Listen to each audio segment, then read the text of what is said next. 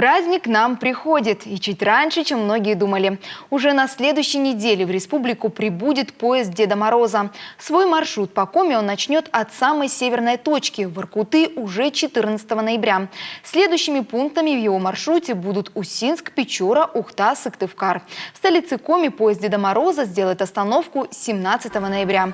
Поезд Деда Мороза – это празднично оформленная передвижная резиденция, в составе которой приемная, вагоны для проведения игр и квестов, вагон-ресторан и вагон-лавка. Отдельный вагон – кукольный театр.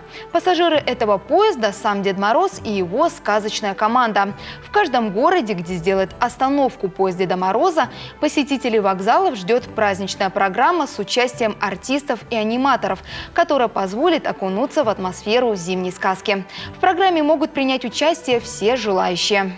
Будет точно совершенно создана атмосфера праздника, и, уважаемые жители республики, и дети, мы подготовим эти программы по всем местам, где будет поезд останавливаться, и привлечем для этого и творческие коллективы, организуем мастер-классы и привлечем волонтеров. Поэтому, пожалуйста, приходите, даже если у вас нет билета, вот на это уличное мероприятие вы тоже получите, и дети ваши получат очень массу праздничных, хороших впечатлений.